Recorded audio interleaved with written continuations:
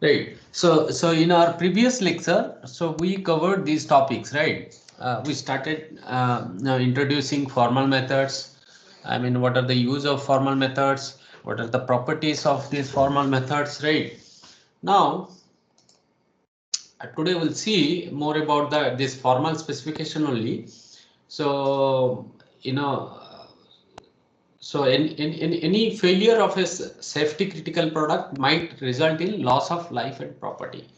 I mean, when you developing any safety critical system, right? You should give utmost care to its all consequences when it fails. Okay, so that's the reason why you need to have formal specification in place. As a result, so we specify the system in such a way that that will not have any trouble or bugs. Okay, so formal specification techniques, they enable us to precisely specify a system, as well as it will help us to verify that the system is whether the system is correctly implemented or not. Okay, when you say a system is correctly implemented, that means it should satisfy all its specification. So what is a formal technique? So it's a mathematical model, as I told you before also, right? So how it is useful? Okay, so usually these techniques are used to specify a hardware or software system. Not only software system, we also use these formal techniques to specify hardware systems also, right? So it can also be used, to verify whether whether a specification is realizable or not, whether the specification is attainable or not, whether the specification is, whether we can realize a specification or not. So that is what. So we can verify by using these mathematical techniques. Verify that that's a something is very practical. Okay, the specification is very practical. Okay. Verify that an implementation satisfies its specification. That means by these formal techniques, through this we can verify also that to our specification whether uh, we have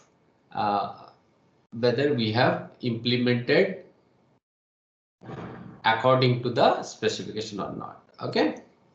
Prove properties of a system without necessarily running the system. That means here, when you use any formal methods or the formal techniques, you really do not need to run the whole system, right? Like as you see, let's say you have developed all the software. Now you need to verify whether the system is correct or not. So usually you need to run that particular software. That means you need to execute that particular software, right?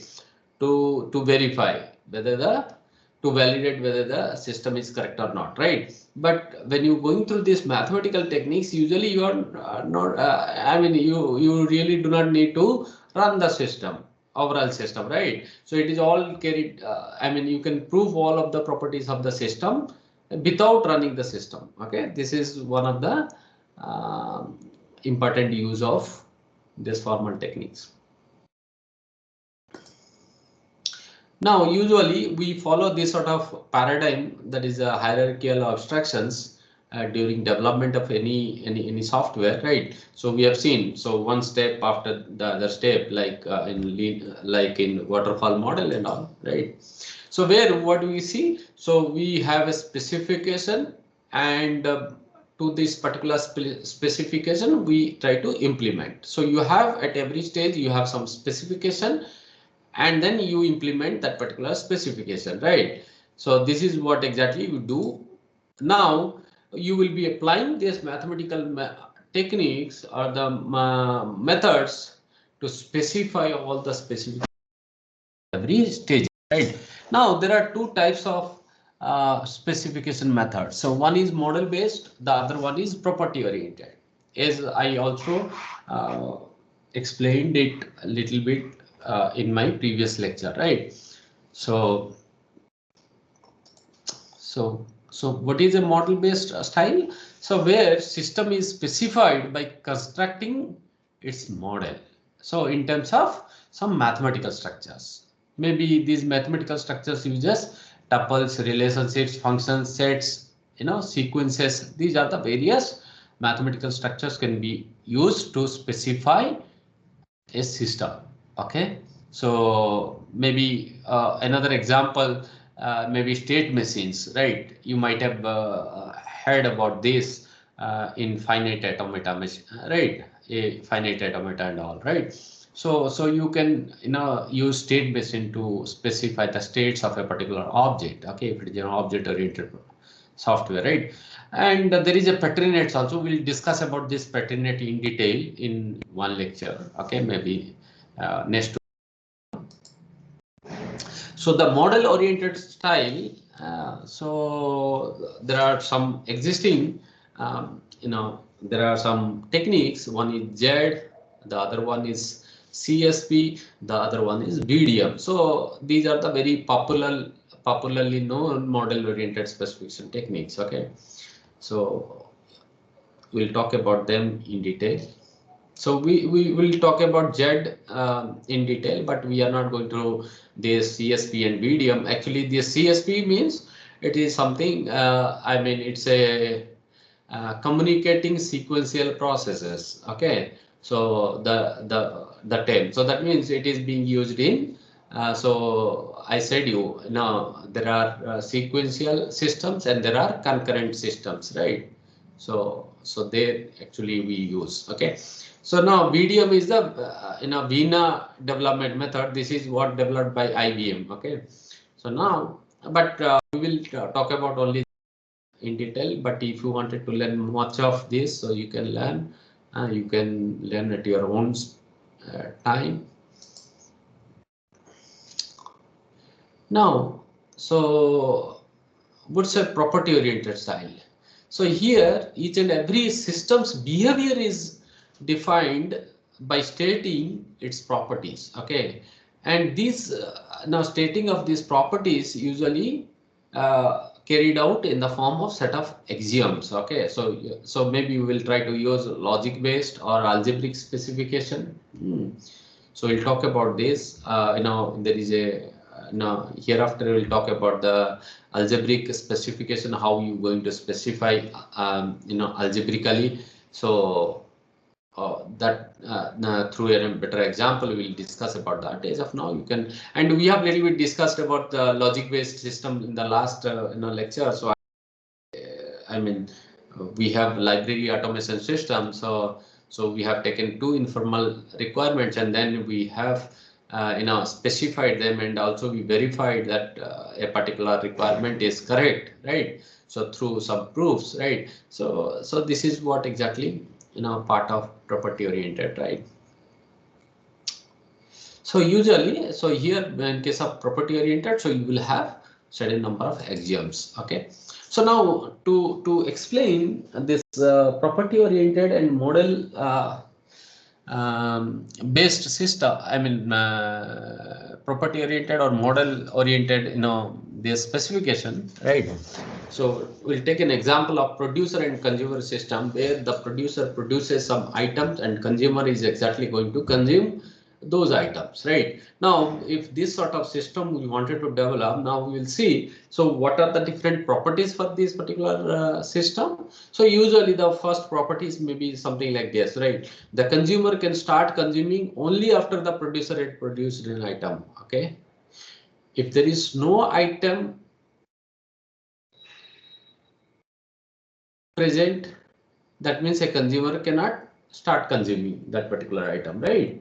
So if a consumer has to consume something, that means that should have some items ready, right? So this is what one property. The other property can be something like this: the producer starts to produce an item only after the consumer has consumed the last item. Okay, so producer will start producing only after the consumer has consumed, I think, all of the items. That means last item means all of the items. Then only the producer will produce. Okay, so this may be two different properties of that particular system, right? So part of property oriented, usually you will have all of these properties, okay? And these properties can be in the form of some axioms, okay? So now we'll see that through an example, then later on you will understand, but as of now you can understand. So properties means something like this, right? You have some operations and these operations will be defined in terms of some axioms. Axioms means here the conditions you can see, right? So unless or until the item has been produced, the consumer is not allowed to consume, right? That means once the item is produced, then only a consumer can consume, okay? So this is one condition, okay? So or this is the property or this is the operation for which you need to define in terms of axioms, okay? Now this is what exactly, no item exists for consumption, okay? So that means if there is that means the queue is very empty, okay? So there is no item currently in the queue for consumption. In that case only, so the producer should produce, okay? Similarly, the consumer should consume only when the item is exist in the queue, okay? So you can think of now.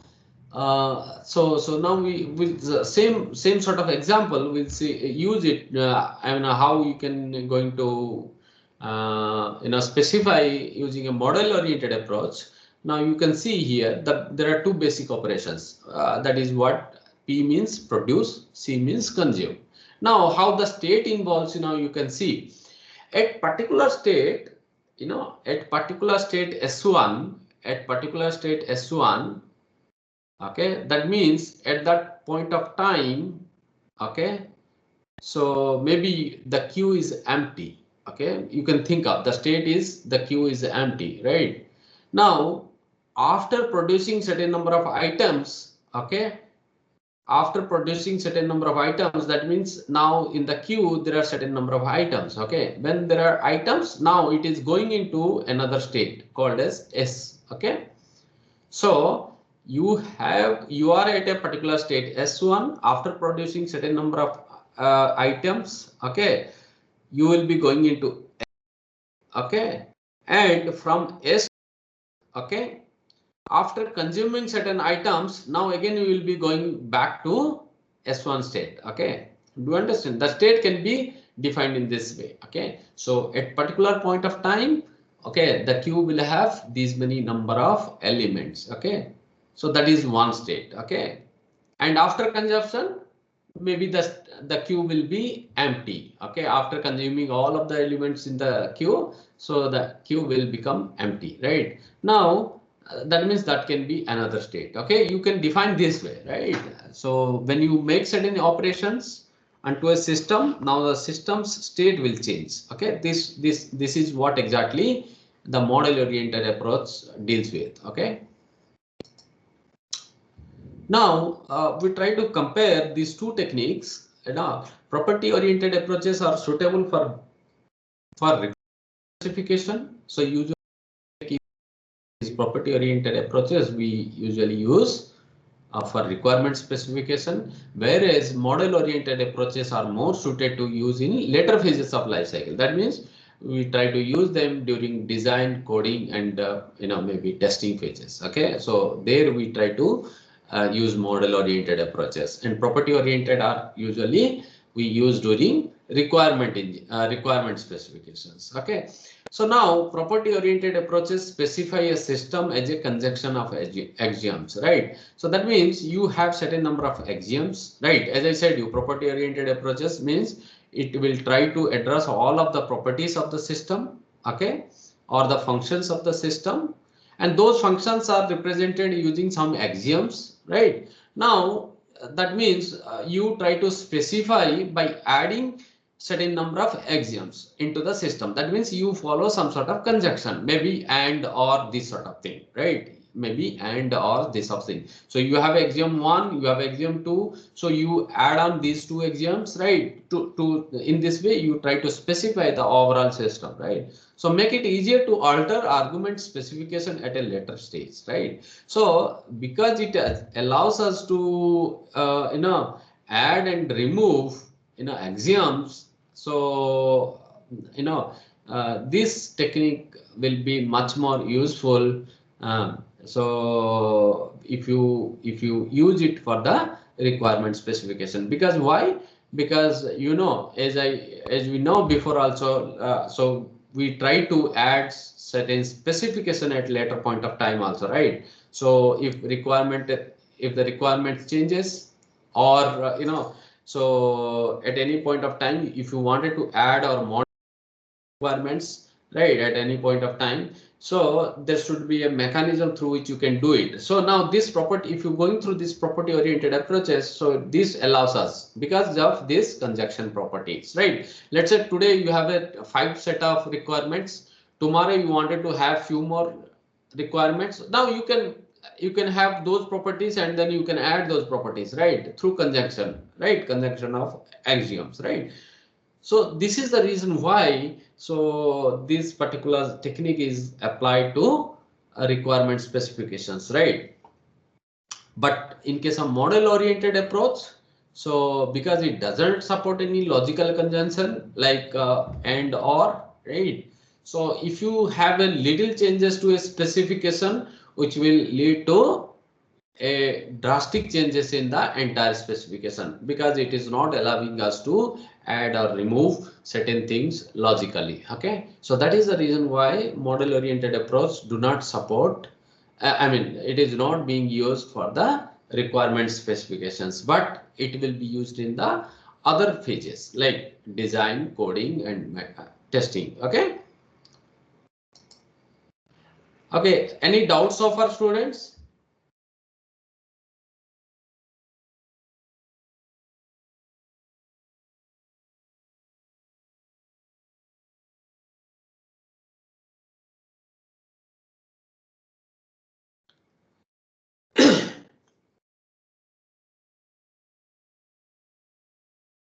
Anshul Jain, you are asking something? No, sir. No. Okay. Yeah, I just guessed. I think you have some doubt. Okay. So just to test whether you are active or not. Yeah. Anyway, so fine. So now, so we'll see something like, what are the different merits of these formal methods, right? So we have also discussed many merits before also, again we are discussing them. So you will be able to precisely specify the requirements, right? So so this formal specification encourages us to go through very rigorously uh, develop the specifications, right? And also through this particular analysis, constructing rigorous, actually trying to see several aspects of the system behavior, right?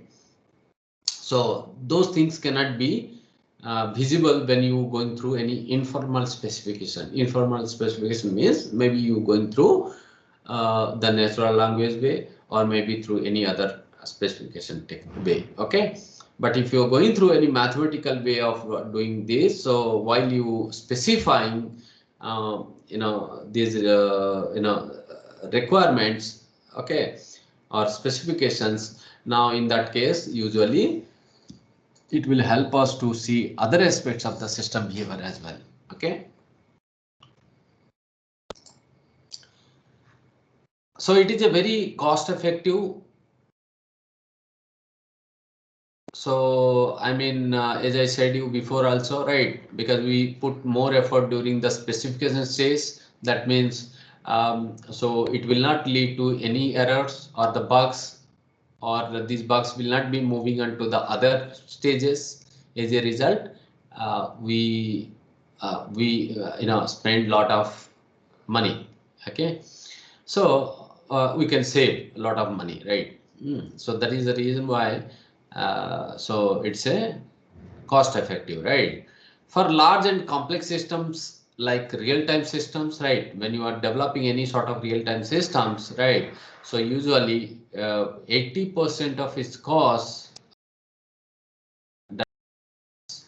Okay, that means whatever we estimate, so usually our estimation doesn't go in a right way. Okay, so that means it is all just because of changes in the requirements specification, right? Maybe we started with improper requirement specifications. That is one the reason, right? So now if you apply formal methods here for real-time systems or the critical system, as I told you before, right? So actually you will be able to uh, you know come up with a good software with with cost is optimized with optimized cost. So additional effort required to construct a rigorous formal specification. Okay, so definitely in order to specify using mathematical models techniques, so usually you require more effort than as usual. Okay, so but it helps us to specify the requirements very precisely. Okay, and also which will help us to reason mathematically about any of the properties of the system. I mean, you can have any sort of questions, and those questions can be resolved out mathematically by going through all of the properties of the system, right? When you go through any formal methods. So informal specification are useful in understanding a system and its documentation. Okay, so but they cannot serve as a basis of verification, right?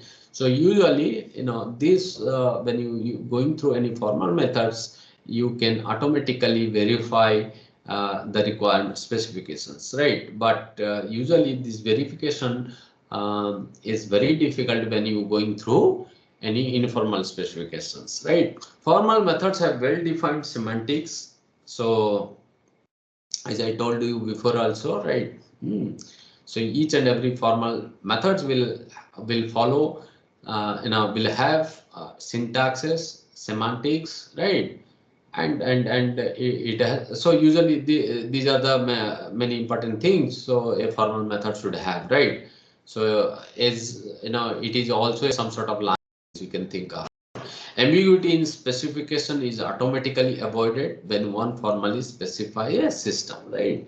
So usually when you're going through this formal method, so you will be able to remove the ambiguity in specifications, right? So formal methods have mathematical basis, yes. So it leaves it leaves us a scope for automatic analysis of specification, right? Once you have developed the specification, that means it will help us to analyze the specifications, right? Automatically. Similarly, it will also help us in automatic the verification of specifications, and this is also one of the important advantages of this formal methods, right? So once your specification is mathematically specified, now you can easily automatically you can verify, right? That is what the uh, important advantages of this formal method. So formal specification can be executed uh, to get, or it can be executed to provide immediate feedback on features of the specified system. Okay, so I mean the concept of executable specification is related to rapid prototyping, right? So when you say the formal specification can be executed, that means automatically you should be able to um, see or get the of, let's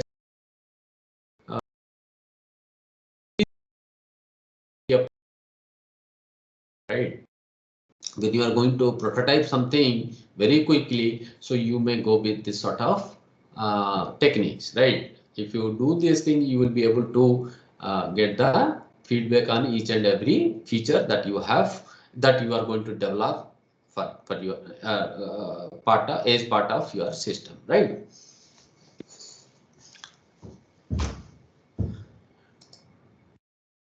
Now, what are the limitations of these formal methods, right? So it is very difficult for us to learn and use, okay, because everyone understand, because you need more efforts and you need to very carefully, uh, formalize the every aspects of the requirement, right? Now, while using formal specification, engineers tend to lose the overall perspective and get lost in the details, because so when you are going to specify something mathematically, right? So usually you will be, mostly you will be much of involved in the details of that particular, because unless you get into very, detailed level, you will not be able to, specify the requirements. So as a result, I mean, what we are saying is the engineers are actually, you know much into the details, and they lose the overall perspective of the requirement of the problem, right? So that is one, limitation of this. And also, so according to Gödel, so he suggested that, it is very impossible to check absolute correctness of systems using proving techniques. So when you are going through any first order logic or the predicate logic that we are going to use to specify any requirements, right? So you cannot guarantee that, so absolutely the system is very correct by using any theorem proving techniques, okay? So these are the techniques actually will help us or the complement, the informal systems actually, okay? So these formal techniques are not able to handle complex problems, okay? So when the system is very large, so at very beginning I told you, so it is very, these formal techniques or the formal methods, they are very, they are not useful when you wanted to scale the system, right? As I told you before, also the same thing we are telling here. So if the problem is very complex, in that case, it is very difficult, because you require more effort, right? So as a result, it will, so you require a large unstructured set of mathematical formulas, right, in order to understand that particular complex problem, right? So that is the reason why, so this is also one limitation. Now we'll try to see, so we try to compare the formal and informal specification base. So I think, so these, formal way of specification do not replace the informal descriptions. Okay, so I think you need to have the informal descriptions. Along with this, you need to have the formal specification. Okay, that means it actually complement them. Okay, it increases the comprehensibility of the formal, I mean, yeah, comprehensibility of the specification. Okay, that means if you have informal description of the requirements, along with which if you have a formal specification, that means it will actually, it will increase the understandability. Okay, it will increase the comprehensibility. Okay, it help us in comprehending the problem, complex problem, right? So usually the recommendation comes like this. So you go with this mixed approach, right? So you need to go through the informal specification way, as well as you need to go through the formal. So both things, okay? So if you're going through these both of the techniques, so probably that's a good approach people are recommending. So usually these formal methods is used to identify verification steps. Okay, so when you're going through any formal technique, so it will help us in identifying verification steps. Let's say if you are going to verify something, some correctness of a particular requirement, right? So you going through certain arguments, right? Now in order to check whether that particular argument is right or wrong, so maybe these formal methods help you in identifying steps of reasoning, right? So only you will apply these formal methods when you have any doubt or query related to any informal argument. Okay, so you have an informal argument. Okay, so now, so to that particular, if there is any sort of doubt or a query related to that particular informal argument, so now that can be resolved by going through some mathematical proofs. Okay, so you can do that. Okay, but in order to correct that particular argument, so you should go, it is a legitimate approach or the way to go through informal reasoning. That will be the better thing. Have a certain doubt,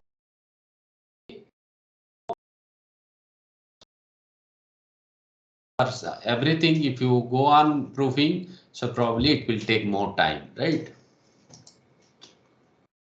Now these property oriented specifications, okay, again they are categorized into axiomatic and algebraic. I told you before, right? So usually we'll talk about these two techniques, okay, under this property oriented specification. Okay, so when you are talking about this axiomatic specification, under this property oriented specification, so it uses first order logic. Okay, so that means it will use predicate logics, okay, to write the preconditions and post conditions, okay, to specify any operation. As I told you, part of property oriented, so ultimately you will be going to specify what are different operations, right? Now, so for each and every operations, so there you need to provide some precondition and post conditions, right? So to specify the what you say, interface procedures, right? I mean, what going to be fed into the interface, right? So interface of that particular operation, right? That means what is the, if there is a function, so what is the input that we are going to give to that particular function, right?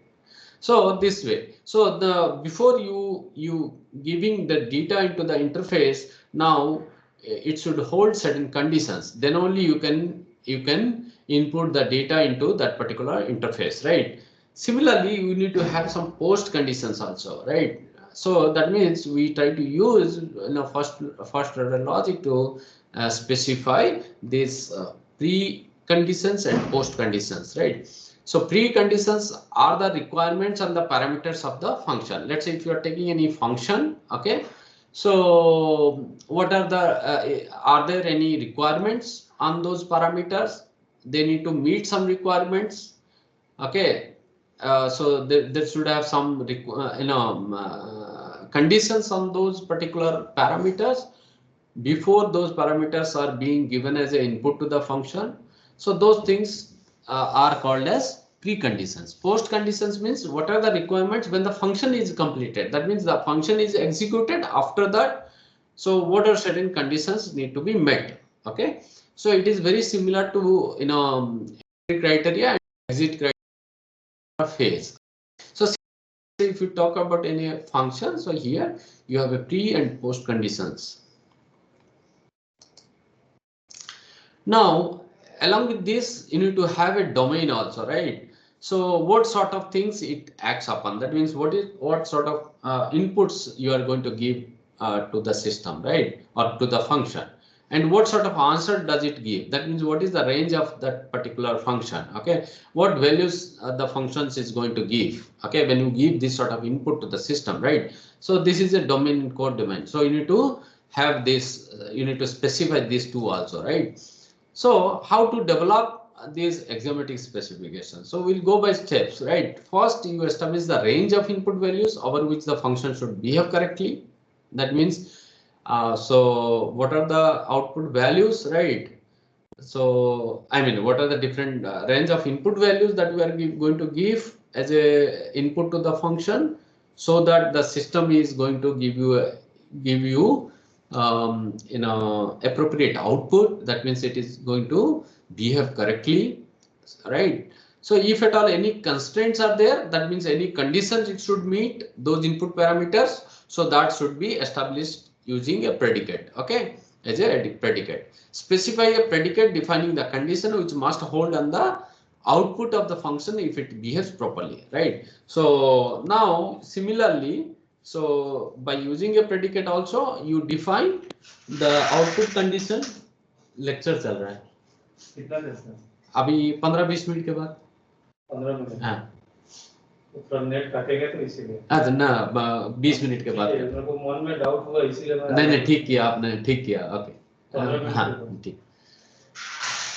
So specify a predicate defining the condition, okay, which must hold on the output of the function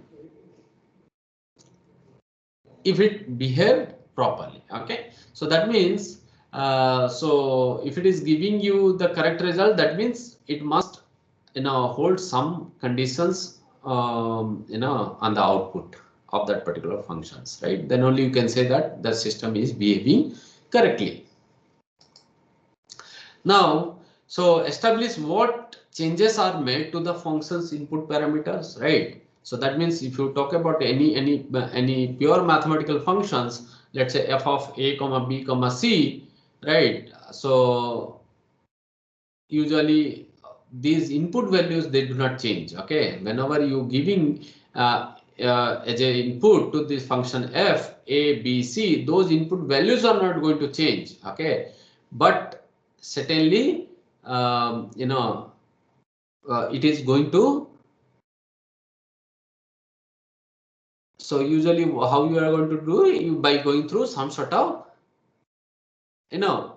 through references, okay. So we know that call by reference, call by address, those sort of concepts, right? So let's say a is equal to 10 written somewhere, b is equal to 20, c is equal to 30. That means what we try to do through the referencing, so we try to modify the values, but actually we are not modifying the value that is there in the memory location or with the variable a, b, c, okay. So that is what you do. Combine all of the above into pre and post conditions of the function, okay.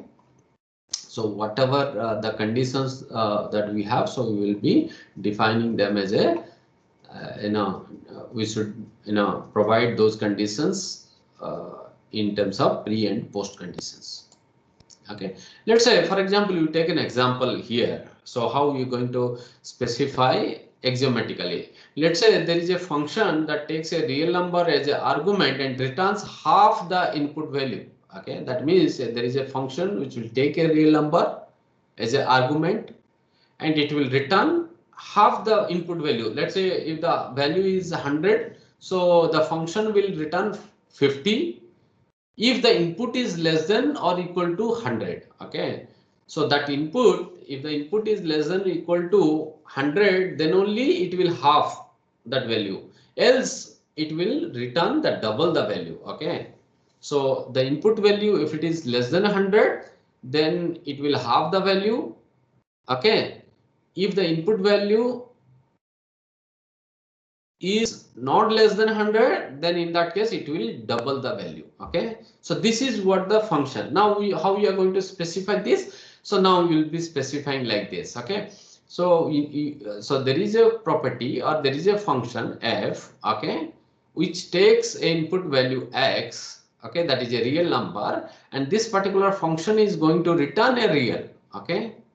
This function is going to return a real, okay. Now this is what the function definition, okay. So it takes a real value and it returns a real value, okay. So we have given the prototype of that particular function. Now what is the precondition? The precondition here is that input value which will be given to the function f should be a real value. As I said you, it's a real number. That means this is the precondition. If you are not giving a real number, let's say if you are giving an imaginary number, so in that case, I mean that input should not be given as an input to the function. That means function is not going to act on that particular input, okay. So the precondition here is the input should be a real number, right? Now there is something else, okay. There is a post condition, okay. What is the post condition? We have seen when you give a real number as an input, okay, so it gives the output is the half the input value, but there is a condition if the input is less than 100. That means if the value is less than 100, then only the function should halve the value. That means you see here if x is less than or equal to 100, and that means there is a conjunction if and only if that x value is this. Okay, now this f of x is going to return what? X by 2. That means it will halve the input value. Okay, or if x is greater than 100, okay, that means it's not falling in between 1 and 100, and then f of x is equal to 2x. Okay, that means it will output, it will double the input value, that is the output. So that means this is a precondition, post condition. Okay, this is a post condition. Now understand, so precondition is it must be a real number, post condition this. Now so this is the way that exactly you are going to specify all of the functions. Okay, do you understand? Any doubts of our students here?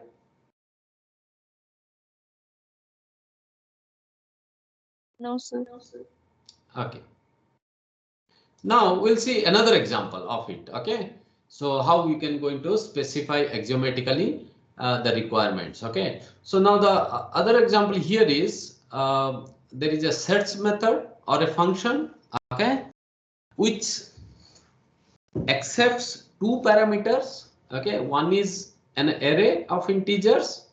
So that means you are passing an array of integer values. Okay, an array of integers as well as an integer key. Okay, you are giving a key, so you passing a array as well as key. So when you pass this array and key to a search function, okay, whenever in a array,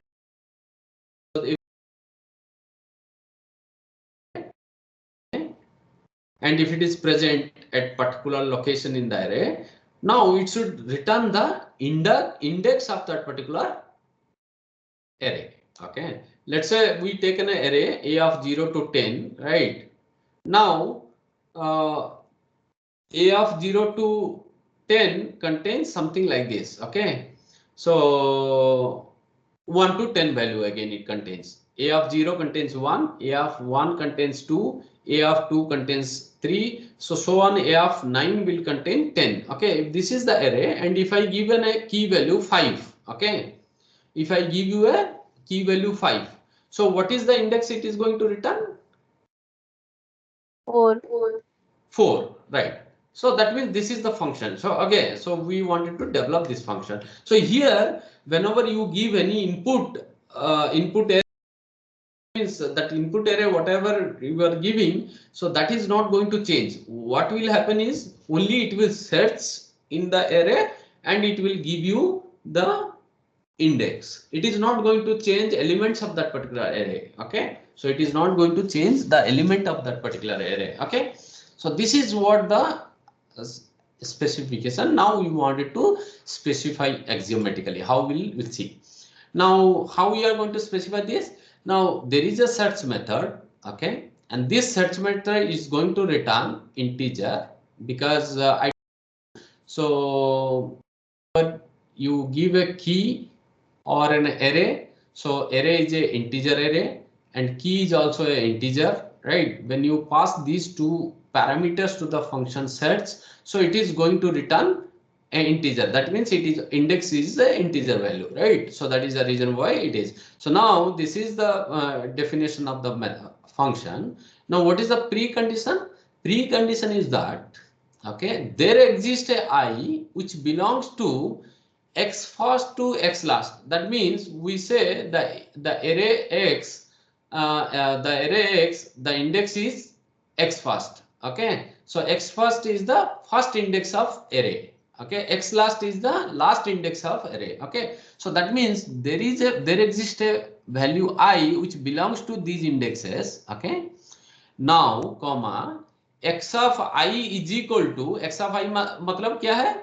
So I can be x first, x last, or x in between any value. Okay, x of whenever you give that equal to key. That means precondition is that so the key whatever you are passing to the function that should exist in the array. Okay, that value should present in the array. Okay, P condition. Okay, P condition means that key is available in the array. Okay, now post condition is what?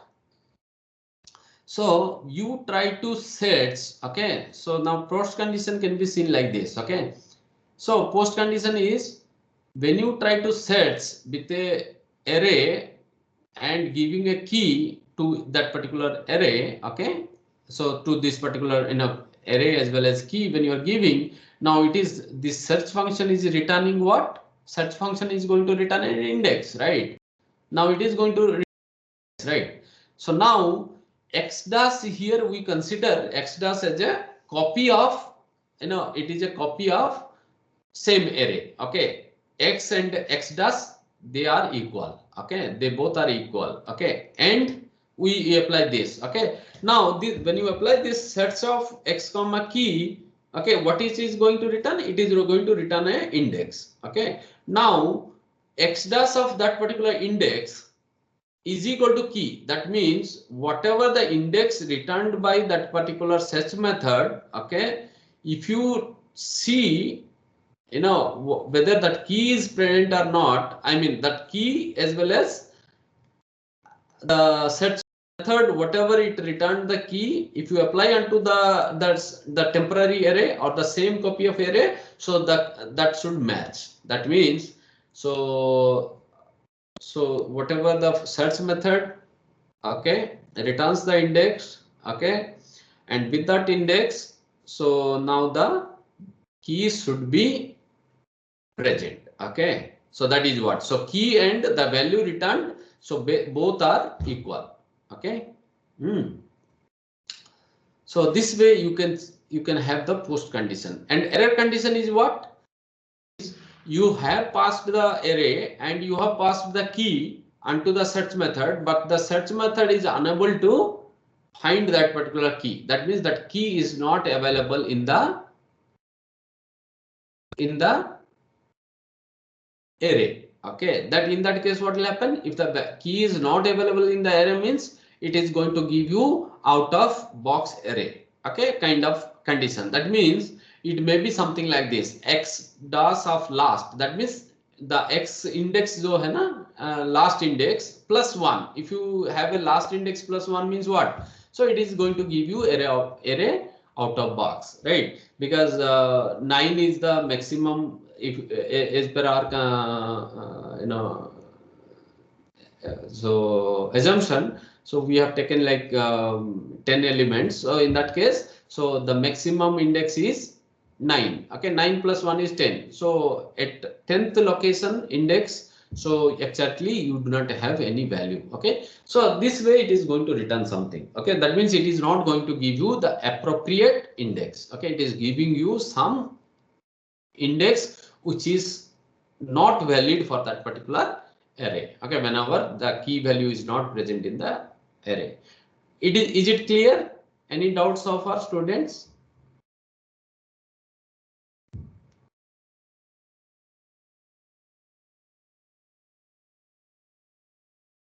No, sir.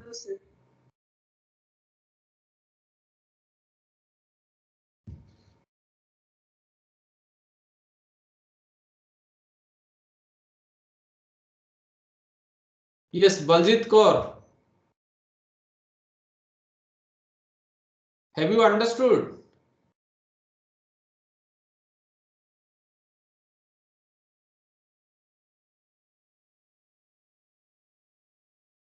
I think she is not there.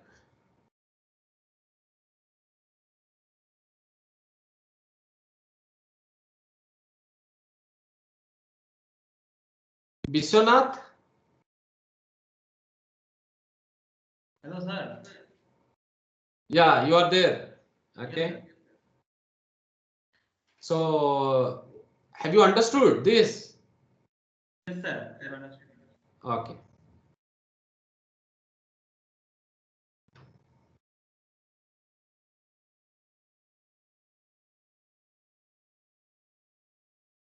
So usually when you are going through any algebraic specification, so you define these operations. Now first what you try to do, you define the object class or type of that particular object. Maybe giving through some relations existing between these operations. Okay. Defined on that particular type. Let's say, for example, you have a integer. Okay, so you can have a different operations on that particular type. Okay, or maybe if you have some class. Okay, so for that particular class you will have different number of operations, right? Under that particular class. This way you can think of, right? So it was first brought into prominence by Gutak. Okay, so Gutak et al. So brought this, right? So used for specification of abstract data type. So usually they are used used to specify the abstract data types. What is an abstract data type? Any student here? What is a data type? Abstract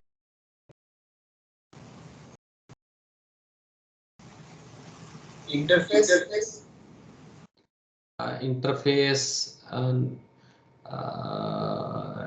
Not correct, absolutely. So any real-time example, I mean in data structure. Okay, what is the abstract data type? Sir, stack queue. Yes, Satyendra, right.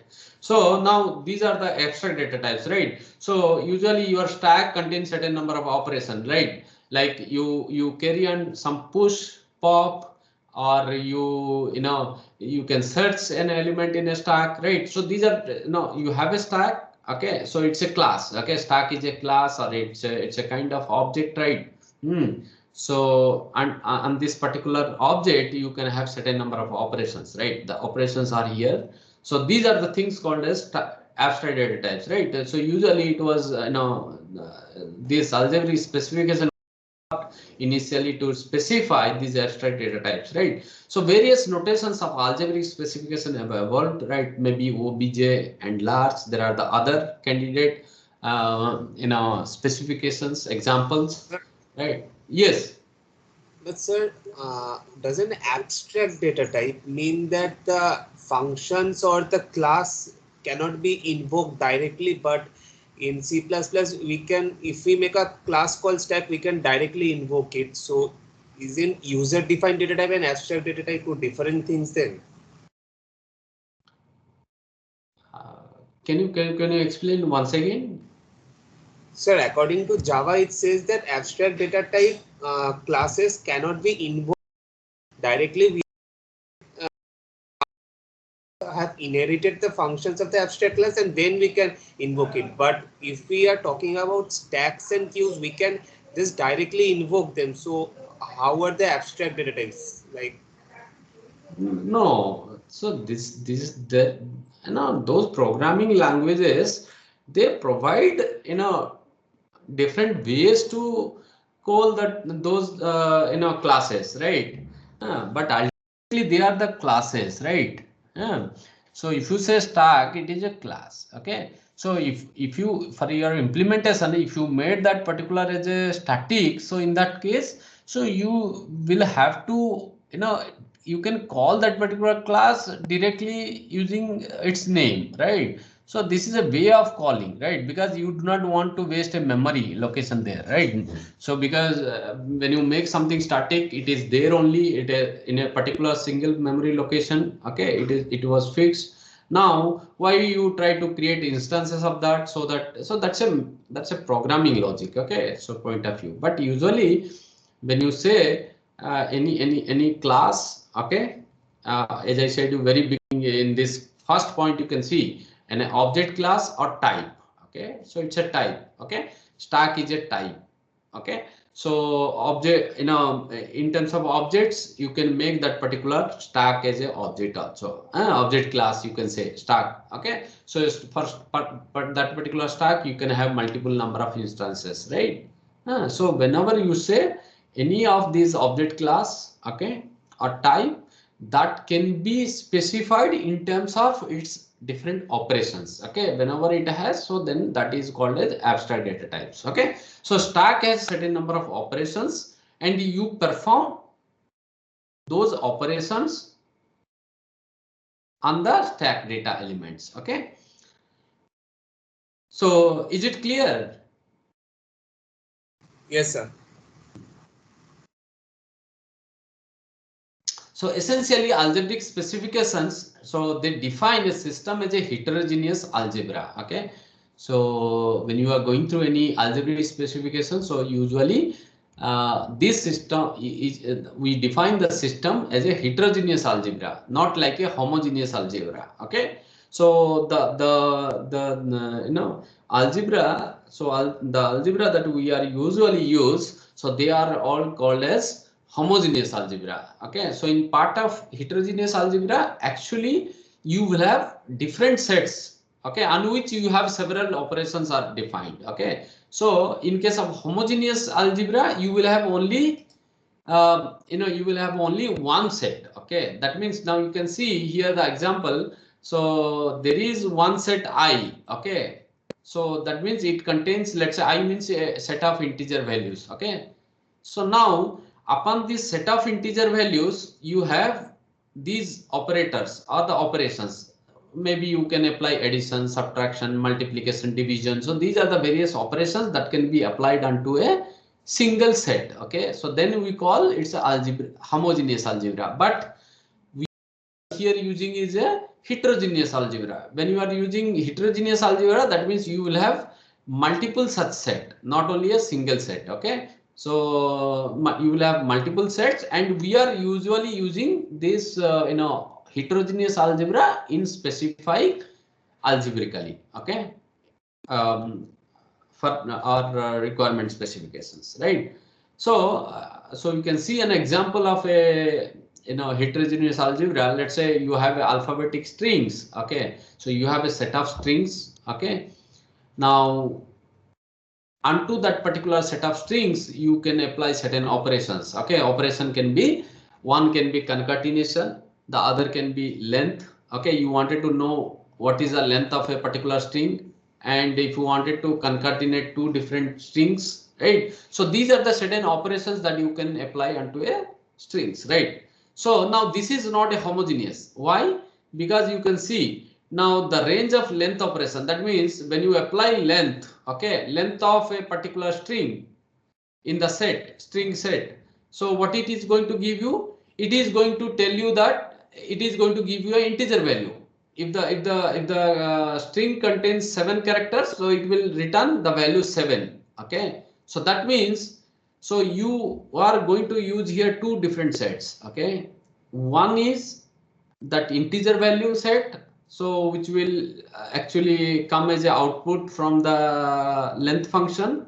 Okay, and you have the string set. Okay, that means you have a two sets upon which you applying different operations, right? So now you can see, so this is what exactly called as a string signature, right? So now you have a string s and you have a set of integers, so that is another set, and upon which you apply some operations. Okay, this is the way that we say. So this is a this forms a heterogeneous algebra. Okay, the signature is s into I. That means you are going to use two sets here. Okay, you are going to use two sets, right? So now, so to define any heterogeneous algebra, we need to specify its signature. First, you need to give its signature. That means how many number of sets you are going to use, as well as what are the different operations and what are their domains and ranges. That means what domain, what range of data input that is going to take, and what range of data that is going to come out from the system. Okay.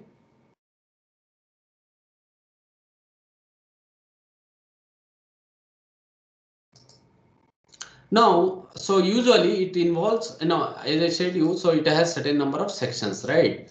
I mean, so first thing that you're going to specify, so first section you need to have here is a exception section also. Okay, so that means, so whenever you apply, these operations, so there may exist some sort of exceptional conditions. Okay, so those exceptional conditions, okay, so those things should be defined or these to be mentioned under this exception section. So whatever the exceptional conditions that will hold a particular operation, so those things should be mentioned out in the exception section. Okay, and there is a equation section where you going to see some sort of rewrite rules. Okay, now this actually specifies what is always true about the behavior of a operation, right? So here, when in terms of equations, okay, you try to behavior of the operations. That means you giving the properties of the operation, okay, in the equation section. So in the previous section, you have exceptions. You are going to mention all the exceptions. And so exception can be a, you can think of, as I said you. So you wanted to, you wanted to push, you wanted to pop an element from the stack. You wanted to pop an element from the stack, right? But what would be the exception condition would be there? What kind of exceptional condition it can have? Can anyone tell me? The Stack is stack already might empty. be empty. Stack, yes, the stack might be empty. Okay, so that could be one. So these are defined, and equations should be defining only the behavior of the operation. That means, so push operation, pop operation, they are the different behaviors, right? So by convention, each equation is implicitly universally quantifiable over all possible values of variables. That means, so whatever the values, I mean, so it should hold for all of the values of a particular variable whenever you are taking. So it should be true for all of the variables, right? So algebraic specifications are usually presented in 4 parts. As I told you, there is a type section, there is an exception, there is a signature, and there is a rewrite rule. So part of rewrite rule, so you usually you will have all axioms, right? Yeah. So we'll talk about, right, with an example we'll talk about it. So how it is going to happen, right?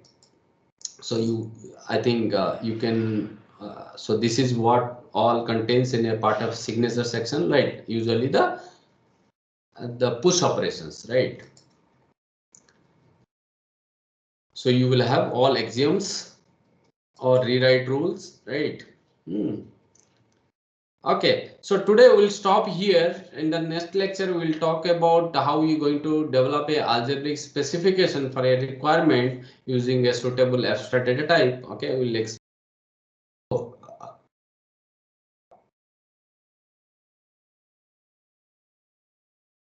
Hello, sir. Yes. Sir, can you please repeat the definition of abstract data type once again? Abstract data types means it should, you will be going to define that particular object. Okay, so maybe it's a class object through the relations between different operations.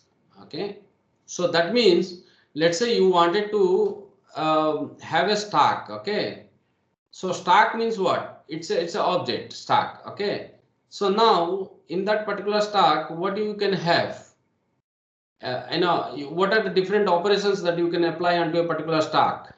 Okay, so now either you can push or you can pop or you can search an element in a stack, right? So whenever you have certain number of operations applied onto a particular object, now that is called as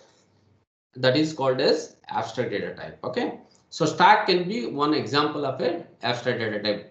Have you understood? Yes, sir.